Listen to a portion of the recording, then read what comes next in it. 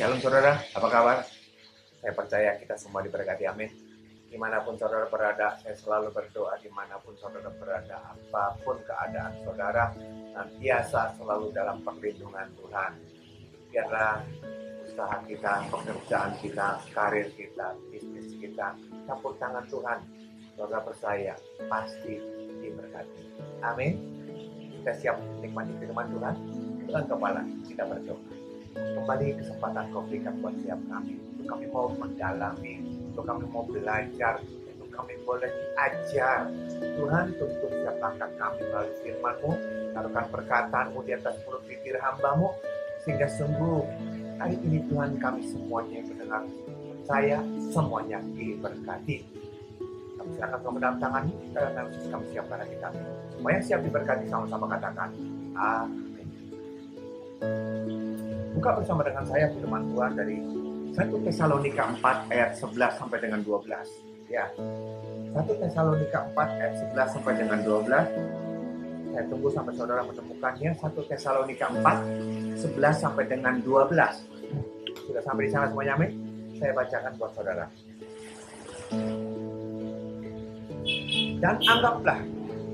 Dan anggaplah sebagai suatu kehormatan untuk hidup tenang, untuk mengurus persoalan-persoalan sendiri dan bekerja dengan tangan, seperti yang telah kami pesankan kepadamu, sehingga kamu hidup sebagai orang-orang yang sopan di mata orang luar dan tidak bergantung kepada mereka. Perhatikan, dan anggaplah sebagai suatu kehormatan untuk hidup tenang. Judul khotbah saya pada saat kesempatan hari ini adalah hidup tenang. Apa saudara? Hidup tenang. Ada satu kehormatan bagi setiap kita, kalau kita hidup tenang. Kenapa firman Tuhan berkata seperti itu? Saudara, seringkali waktu kita menemui persoalan, waktu kita punya masalah, kalau kita diam saja, kalau kita tidak bergerak, kalau kita tidak cari alternatif, orang akan bingung dengan kita dan berkata, kamu bodoh ya, kenapa kamu sia-siakan? Kenapa kamu diam saja? Kenapa kamu tidak cari alternatif? Kenapa? Nanti makin susah, makin lama, makin berat, makin terlambat. Sepertinya aneh kalau kita punya masalah, kemudian kita diam dan tenang. Hari ini firman Tuhan ajar kepada setiap kita, mengajar kita. Anggaplah satu kehormatan kalau kita tenang. Kalau kenapa Alkitab berbicara seperti itu? Alkitab bukan menjebak setiap kita, tapi Alkitab mau ingatkan kepada setiap kita janji yang luar biasa. Janjinya yang tertulis dalam Lukas 12, 25. Lukas 12 ayat 25, saudara. Firman-Nya berkata, siapakah di antara kamu yang karena kekhawatirannya dapat menambahkan sehasta pada jalan hidupnya? Siapa di antara kamu karena kita khawatir bisa menambah satu hasta dari jalan hidup kita? Saudara, kita tidak bisa mampu, kita tidak bisa berbuat apa-apa dengan rasa ketakutan dan kekhawatiran. Kekhawatiran itu yang membuat kita menjadi hidup tidak tenang. Kita sama juga dikejar-kejar oleh bayangan kita. Kita ketakutan oleh sesuatu yang belum tentu pasti. Kita sudah takut di situ. Oleh karena itu, kenapa kita tenang? Saudara, kenapa kita tenang? Kenapa kita tenang? Karena firman Tuhan berkata kepada kita, jangan khawatir, karena kekhawatiran, ketakutan tidak menambah. Kalau kita tidak tenang, itu tidak akan menambah dan tidak akan mengurangi masalah kita. Dan kita lihat lagi firman Tuhan, kenapa kita harus tenang? Yesaya 30 ayat 15. Kita lihat di dalam Yesaya 30 ayat 15. Yesaya 30 ayat 15. Sebab beginilah firman Tuhan Allah yang Maha Kudus, Allah Israel, dengan bertobat dan tinggal diam, kamu akan diselamatkan. Itu berkatnya. Dalam tinggal tenang dan percaya terletak kekuatanmu. Itu berkat yang kedua. Jadi daripada kita tidak tenang, daripada kita takut khawatir, lebih baik kita datang kepada Tuhan, kita bertobat kepada Tuhan. Mungkin dalam perkataan, tindakan, hati kita, pikiran kita, ada hal-hal yang tanpa kita sengaja, tanpa kita sadar, kita berbuat salah. Daripada kita kerasa gerusu, tidak bisa tenang, lebih baik kita duduk diam di bawah kaki Tuhan, berdoa kepada Tuhan, singkapkan kenajisan apa yang ada dalam diri setiap kita. Kalau Tuhan sudah singkapkan, kita bertobat di sana. Dan Tuhan akan selamatkan kita, akan luputkan kita. Dalam tinggal tenang, kereta kekuatan saudara dan saya. Kenapa? Kereta kekuatan kita. Kalau kita sudah bertobat kepada Tuhan, Tuhan ada di pihak kita. Kita tenang. Karena mulai saat itu, bukan lagi kita yang berperang, tetapi Tuhan yang berperang untuk kita. Bukan lagi kita yang menghadapi masalah problem, tapi Tuhan yang mengambil alih semua problem dan masalah kita. Kita tahu firman Tuhan berkata, sama dengan Dia kita cakap menanggung segala perkara. Ada amin? Oleh karena itu, tidak ada untungnya kalau kita di sini takut, khawatir, cemas. Jadi kita tenang bersama dengan Tuhan. Bukan kita tidak tanpa, bukan kita sembrono, tetapi kita punya pegangan, kita punya dasar, karena kita punya Allah yang luar biasa. Saudara punya Allah, saya punya Allah, kita punya Allah yang luar biasa. Ada amin? Itulah yang memampukan kita. Oleh karena itu, kita berkata, ada satu kehormatan kalau kita hidup tenang. Karena apa? Karena kita bersama dengan Dia. Amin?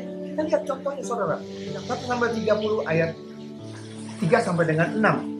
Juga kedua istri Daud ditawan oleh Ahinoam, perempuan Israel, dan Abigail, bekas istri Nabal, orang Karmel itu. Dan Daud sangat terjepit karena rakyat mengatakan hendak melempari dia dengan batu.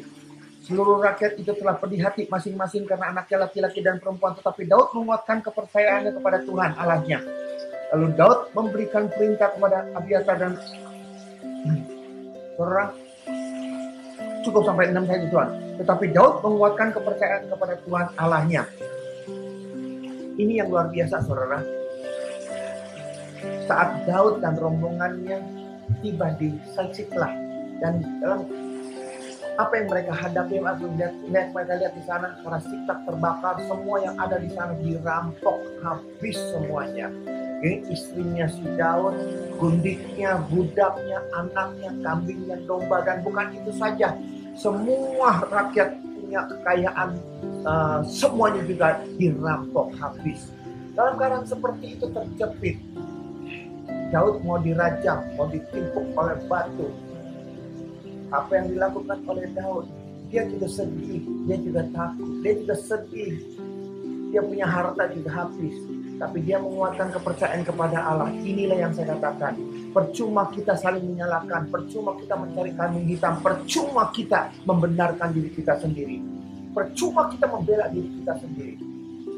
Dalam keadaan terjepit seperti itu, seperti Daud, dia mendekatkan dirinya kepada Tuhan dan minta hikmat daripada Tuhan, minta tuntunan daripada Tuhan apa yang harus dia lakukan.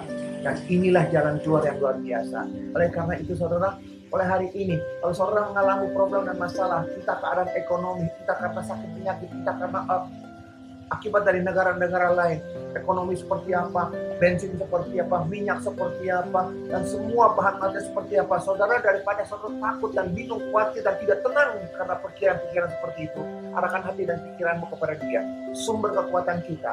Sekarang kita tahu, bersama dengan Dia kita cakap menanggung segala perkara. Jaga hatimu, supaya kita tetap tenang, karena kita tidak sendiri, karena kita punya Tuhan yang luar biasa. Ada amin? Saya lihat firman Tuhan di sini saudara. Kenapa orang hidupnya tidak tenang? Kenapa orang hidupnya tidak tenang?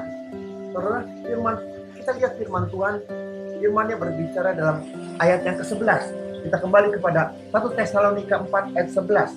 Dan anggaplah sebagai suatu kehormatan untuk hidup tenang, untuk mengurus persoalan sendiri. Untuk mengurus persoalan sendiri. Kenapa orang hidupnya tidak tenang? Karena seringkali hidup kita tidak tenang karena kita mikirin orang lain. Bagaimana menyenangkan orang lain? Kita mikirin orang lain. Apa yang akan orang lain katakan? Bagaimana tanggapan mereka segala macam. Saudara, seringkali kita hidup tidak tenang oleh karena orang-orang lain. Urusin diri kita sendiri. Kita tidak peduli. Itu haknya mereka. Berapa banyak kita di sini kita khawatir tentang hal-hal yang akan datang. Kita hidup hari ini, kita menyesal akan hari-hari yang kemarin yang kita sudah lalui. Kita hidup hari ini, kita takut akan hari depan itu seperti apa. Dan akhirnya kita mati tanpa kita bisa menikmati hari ini dan hari yang depan datang. Itu yang terjadi. Ironis sekali. Oleh karena itu, jangan pernah pikirkan, jangan pernah ngurusin orang lain. Berjalan bersama dengan Tuhan, tidak peduli apa tanggapan Tuhan, apa tidak peduli akan tanggapan orang lain, karena itu hak-haknya mereka. Kita lihat bagaimana contohnya 1 Samuel 18. 1 Samuel 18 ayat 7 sampai dengan 9. Kita lihat.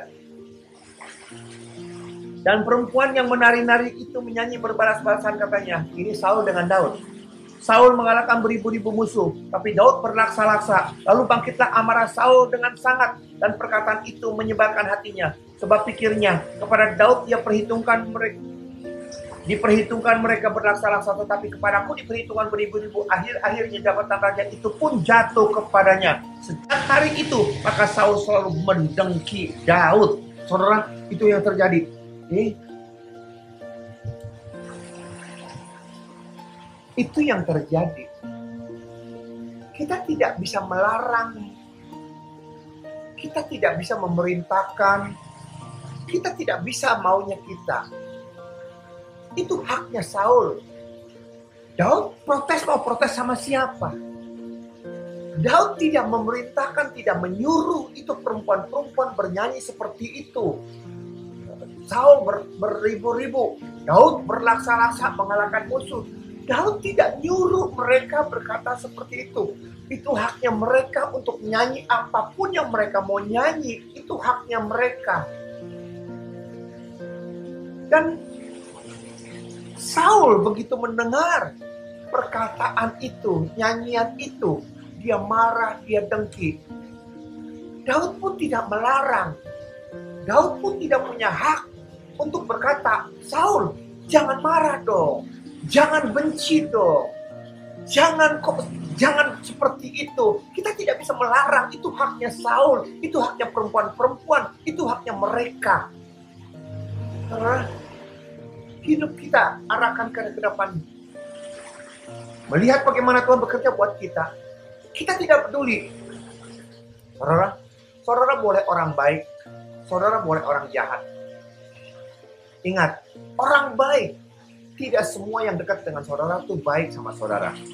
Orang jahat, tidak semua orang yang dekat sama saudara itu baik sama saudara.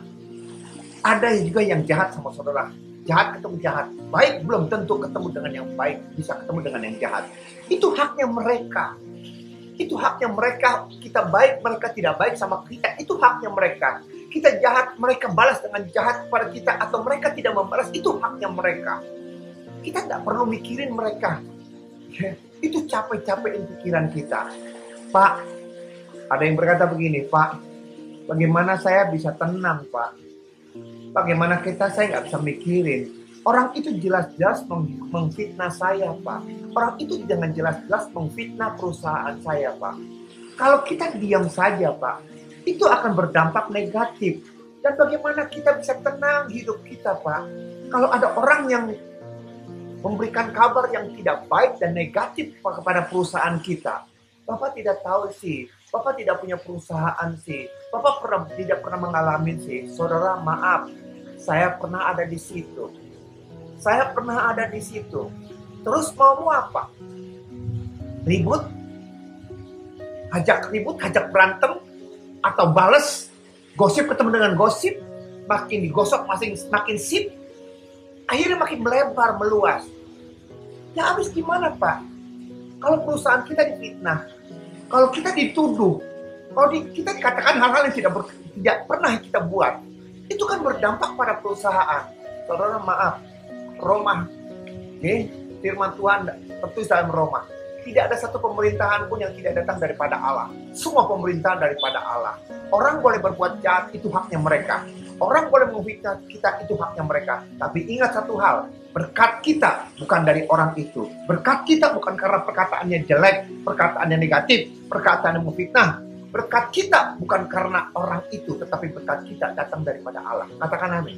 Kalau saja kita tahu dan kita mendengar firman Tuhan ini, hidup kita tenang. Kita tidak peduli ke depan seperti apa, makin hancur, makin hancur. Kita tidak peduli karena apa? Hidup kita bukan ketergantungan daripada orang itu baik atau tidak baik dengan kita.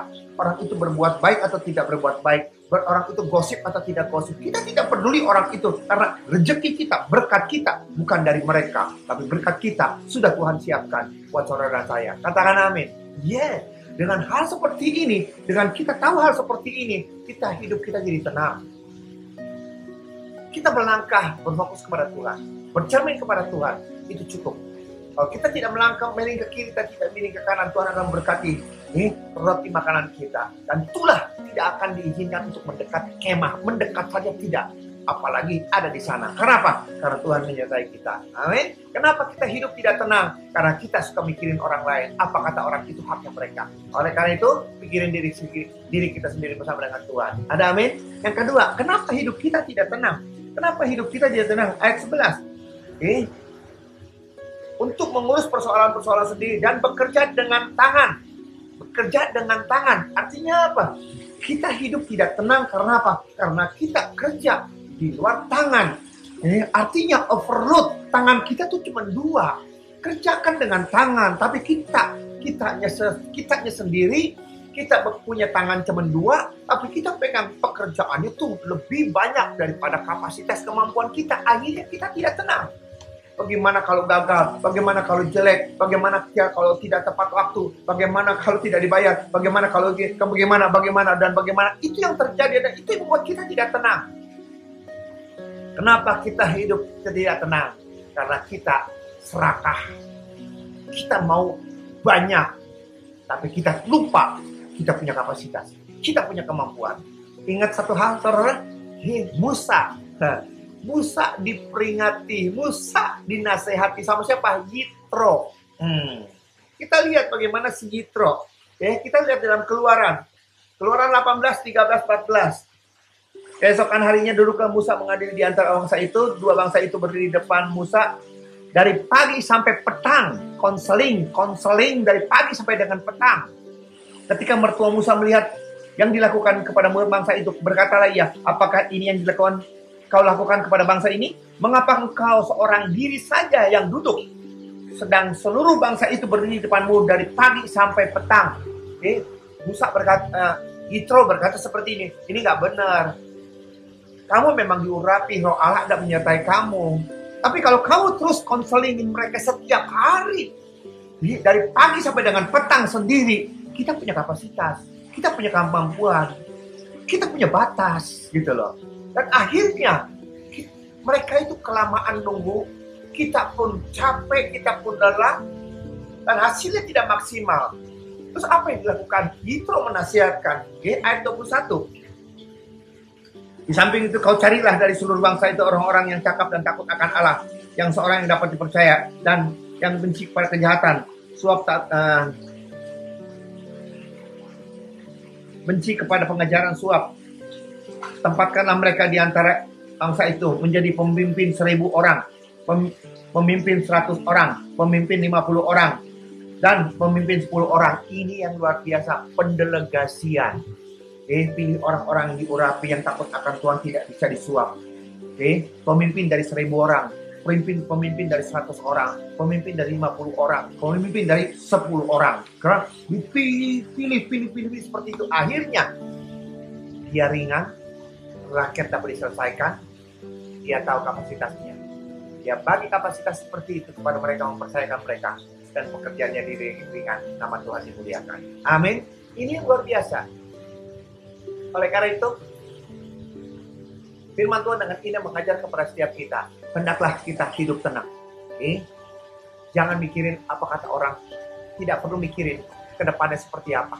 Percayalah, Tuhan menyertai kita. Kenapa kita hidup tidak tenang? Karena kita serakah, mengambil pekerjaan lebih daripada kemampuan kita. Akhirnya kita keteteran. Kita tidak mampu. Oleh karena itu, kalau kita mau ngambil banyak, kita siapkan kadar-kadar kita.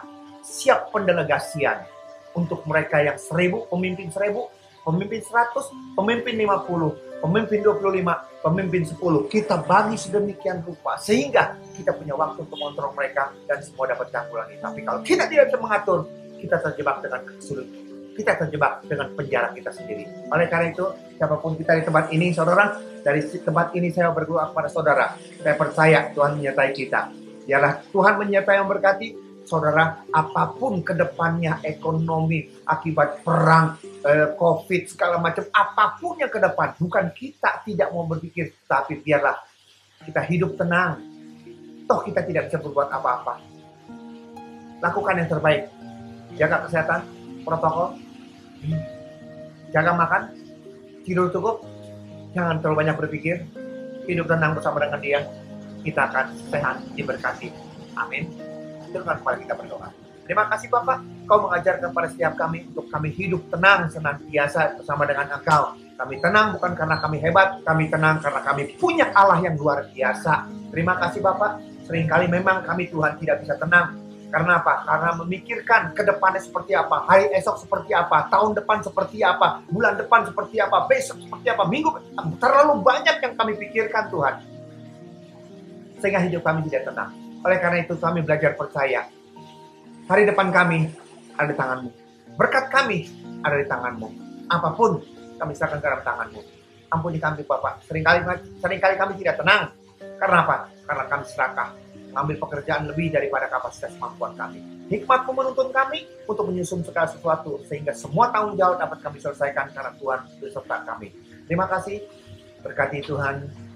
Presiden, Wakil Presiden negara kami Tuhan, untuk pengusahaan kuasa darah-Mu, dari Presiden, Gubernur, Dokter, Saudara, semua jajaran sampai yang terendah, untuk fokus mereka dengan kuasa darah, ekonomi kami Indonesia juga dipulihkan, nama Tuhan dimuliakan. Terima kasih Bapak, misalkan jemaat-Mu ke dalam tangan-Mu, pemeliharaan-Mu ada menyertai mereka senantiasa.